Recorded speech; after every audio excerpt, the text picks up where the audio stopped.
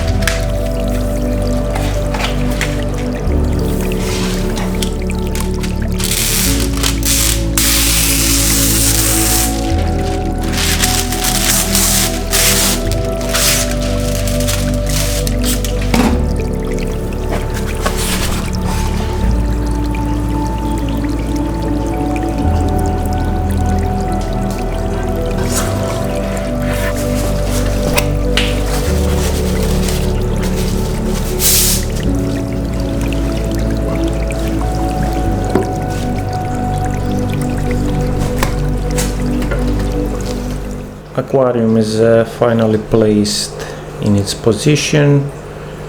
What remains is to add the filter. I'm going to add the sponge filter. As you can see, the air tubing is already there, so I'm just going to connect the sponge. The sponge is already cycled, and I will keep the bottom like this, so it will be a bare bottom aquarium. I'm planning to keep various Corydoras species inside, so it will be easier for me to clean, and also I will add a couple of terracotta pots with plants.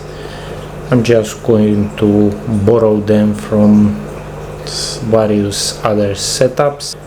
I'm not going to buy any new plants. I have enough in other aquariums.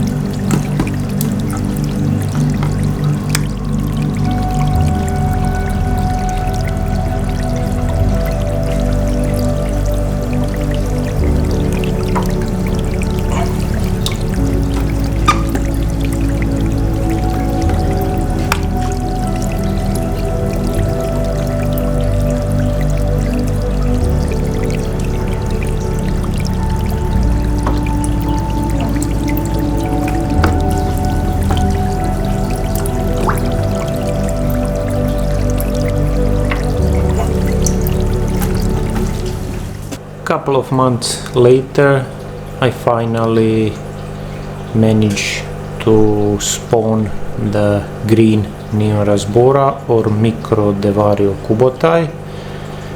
If you remember, I placed a breeding box on the bottom with some moss that worked fine, but I was not happy with the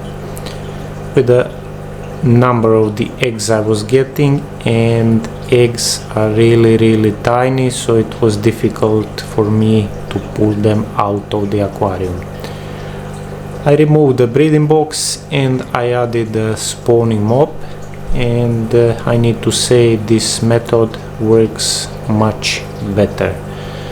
So what I did to spawn them is I added some tannins. You see the water is very brown.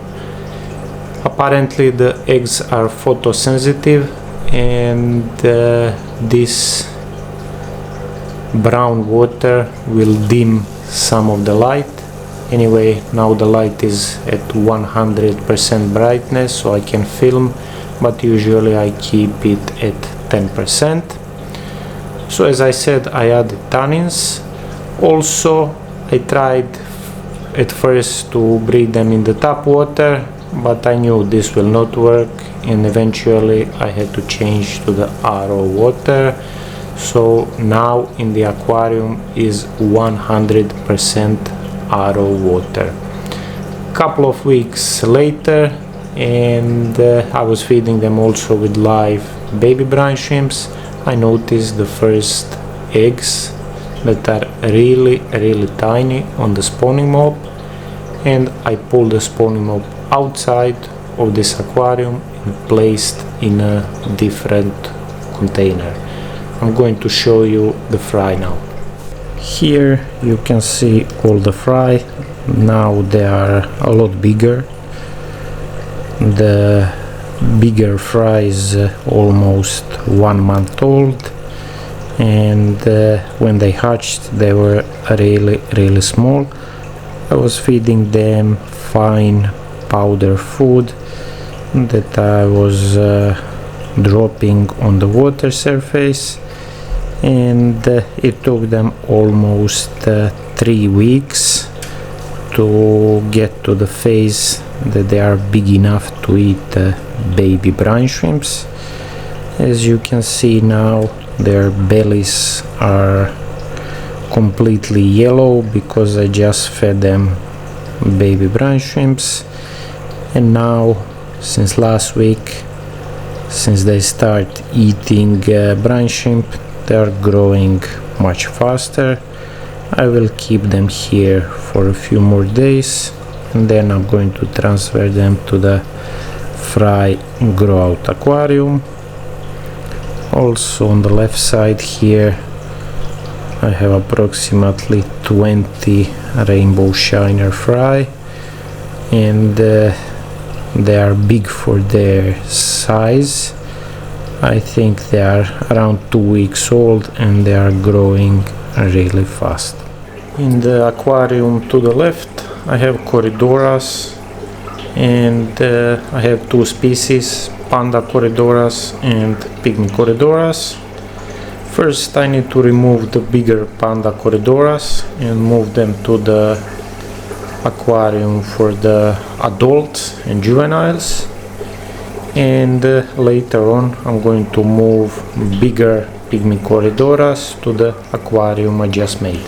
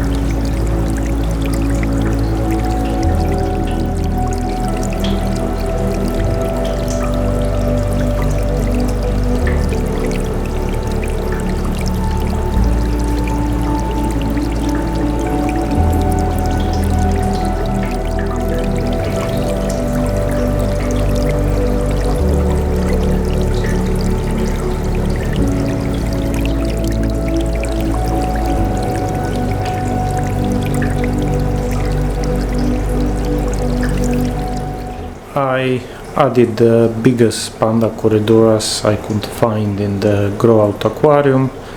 It was only 7 of them for a total of 48 Corydoras in this aquarium.